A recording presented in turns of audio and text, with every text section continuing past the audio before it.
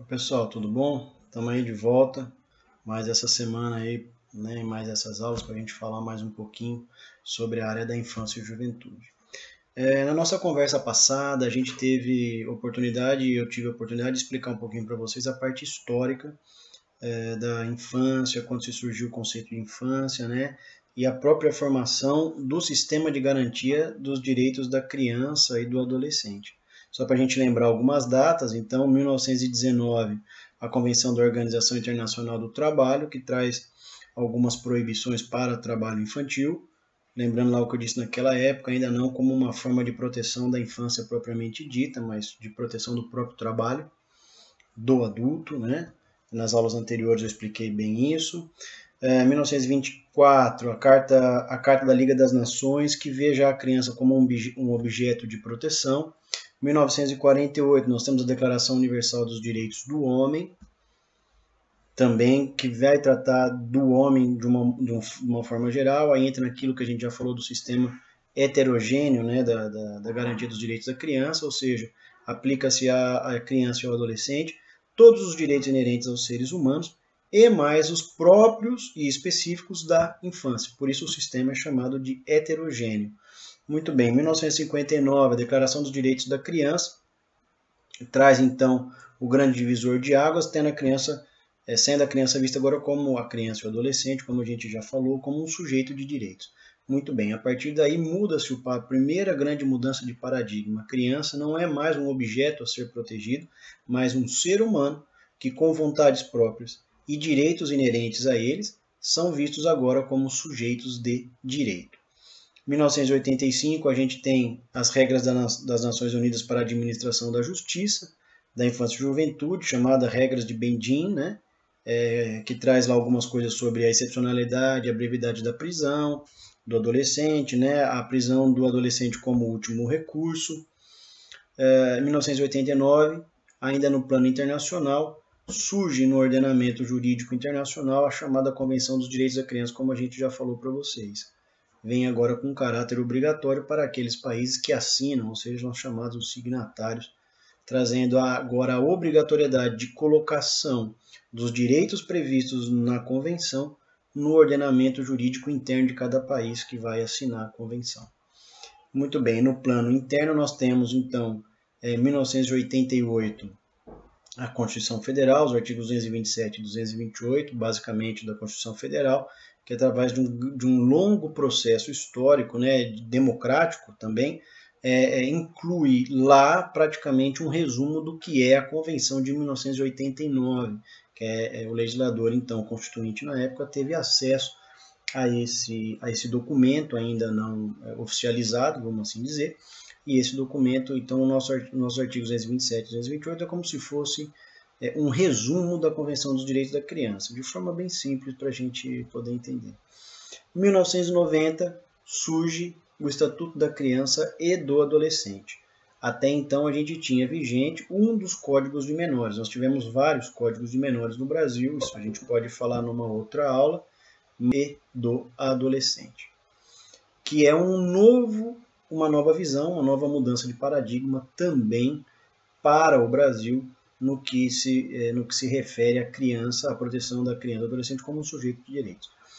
Fechando o que a gente falou, o tripé, ou seja, a tríplice ótica de toda a teoria de proteção da infância e juventude, que é a proteção integral agora, prevista expressamente já no artigo 1º do Estatuto da Criança e do Adolescente, a absoluta prioridade e o superior interesse da criança. Ora, vamos falar um pouquinho sobre esses três de forma muito simplificada e trazer para vocês e demonstrar que, na verdade, esses três princípios são autoexplicativos.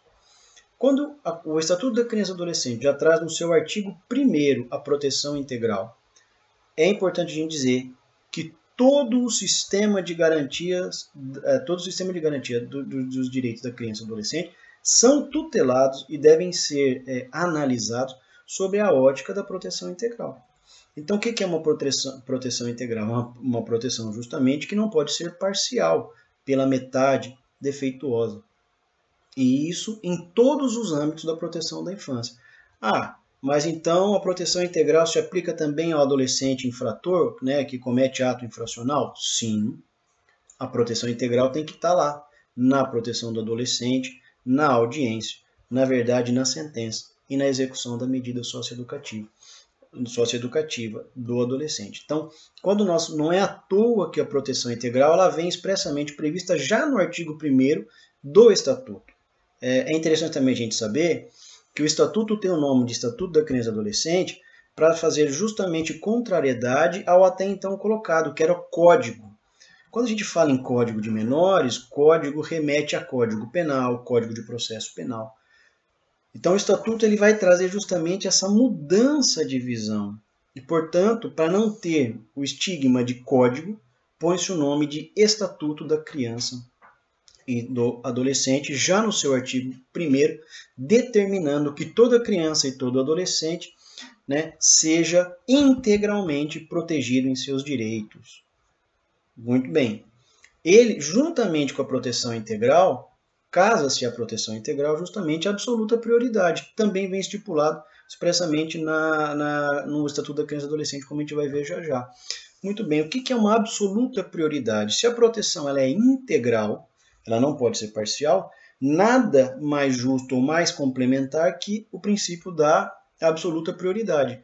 Então, de todos os preceitos, de tudo que se organiza, de todos os direitos a serem tutelados, e aí a gente coloca efetivamente as políticas públicas e, portanto, os direitos a serem preservados com absoluta prioridade são aqueles justamente ligados à criança e ao adolescente. Aí vocês podem perguntar, mas como assim, professor? O que significa essa absoluta prioridade na prática? Um exemplo prático disso está, por exemplo, nas políticas públicas dos governantes, de um prefeito, né, de um município, de um estado.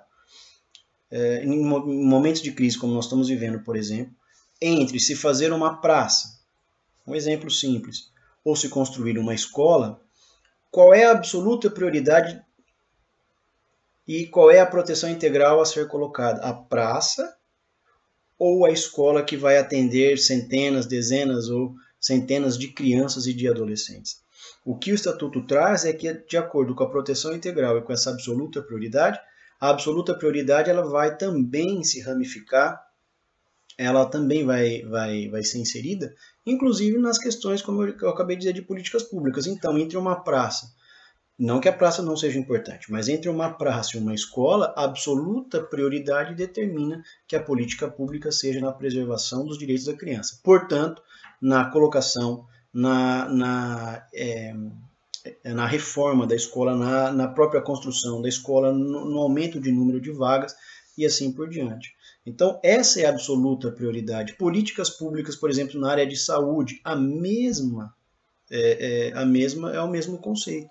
Então, você tem que dar, dentro das políticas públicas de saúde, prioridade àquelas específicas à criança e ao adolescente. E, fechando essa tríplice aliança, vamos assim dizer, o superior interesse da criança, que vem colocado também na Convenção dos Direitos da Criança, depois inserido no próprio Estatuto. O que é o superior interesse? Vejam como esses três termos são termos autoexplicativos. O que vale numa situação em que a criança é um sujeito, eu falo criança, como eu sempre digo para vocês, eu estou falando de criança, leia ou entenda-se também o próprio adolescente, porque a Convenção fala em criança até 18 anos. O Estatuto fala em criança até os 12 e dos 12 aos 18 o adolescente. Muito bem, quando a gente fala justamente no superior interesse da criança e do adolescente, ou superior interesse da criança, é muito simples a gente também entender essa situação num caso prático. Por exemplo, estamos diante de uma guarda, uma ação de guarda. A ação de guarda normalmente tem, basicamente, um pai, eu não vou falar aqui da guarda compartilhada, um pai e uma mãe. Muito bem, não é o caso agora da guarda compartilhada, vamos supor que essa guarda não seja possível. Guarda compartilhada é aquela em que ambos vão ficar responsáveis ou vão ficar, na verdade, vão ter a guarda do filho ou a guarda da criança. Isso é perfeitamente possível e hoje é o que mais deve ser feito. Vamos dizer numa inviabilidade da guarda compartilhada, vamos inserir numa briga entre elas, ou seja, entre os pais, um litígio. né, um litígio entre eles, uma ação de guarda em que a mãe diz ter mais condições que o pai para ter a guarda do filho, ou ao contrário, o pai tem mais condições de ter a guarda do que a mãe. Muito bem, quando você insere ou ingressa com uma ação de guarda, na verdade, sendo a criança um sujeito de direitos, e tendo ela o seu superior interesse, a guarda é dela, na verdade. É um direito dela ser guardada sobre né, aquele, ou por aquele que melhor tem condições de cuidar dela, e não só economicamente, não é isso que eu estou dizendo. Né? O Estatuto é muito claro dizendo que impossibilidade financeira não perde guarda e nem o poder familiar. Mas o que isso significa? A grande luta jurídica a se chegar é saber qual é aquele ente ou aquela pessoa que melhor tem condições de dar à criança sua proteção integral e o seu superior interesse. Então pode ser a mãe, pode ser o pai, ou pode ser que não seja nenhum dos dois. Os dois muitas vezes não têm, ou às vezes não têm condições de tomar conta dessa criança. E aí você pode procurar a guarda, por exemplo, uma tia, um parente próximo, um avô, uma avó. E quando ninguém na família tiver condições, aí daí deverá ser pensada a possibilidade da destituição do poder familiar e a criança ser colocada para uma adoção, que é uma forma excepcional de colocação de criança e do adolescente em família substituta. Estou só falando aqui de criança e adolescente. Não estou aqui falando agora do Código Civil. Então, esta é o superior interesse. Sempre que nós fizermos uma ação, ou sempre que tiver uma demanda versando um direito da criança, nós temos sempre que lembrar que a criança, como sujeito de direitos, tem vontades próprias. Portanto, é imprescindível a oitiva dessa criança. Isso é bom a gente falar aí desse adolescente. O Estatuto determina que o adolescente deverá ser ouvido, sendo opcional a criança. O Estatuto da Criança e do Adolescente. A Convenção dos Direitos da Criança, ela vai além, dizendo que toda a criança, portanto, todo aquele até 18 anos, deverá ser ouvido, levando-se em conta a sua capacidade psicológica. Então, uma criança de 7 anos, ela pode muito bem expressar a sua vontade, com quem ela quer ficar, por que ela não quer ficar com um pai ou não quer ficar com a mãe, quais são os motivos, e muitas vezes é importante a gente colocar aqui que essa manifestação, até por eventual abuso, maus tratos, abuso sexual, etc., só vai ser realmente, a gente só vai poder chegar realmente à vontade da criança através de um depoimento sem dano, através, inclusive, de um auxílio de psicólogos e assim por diante.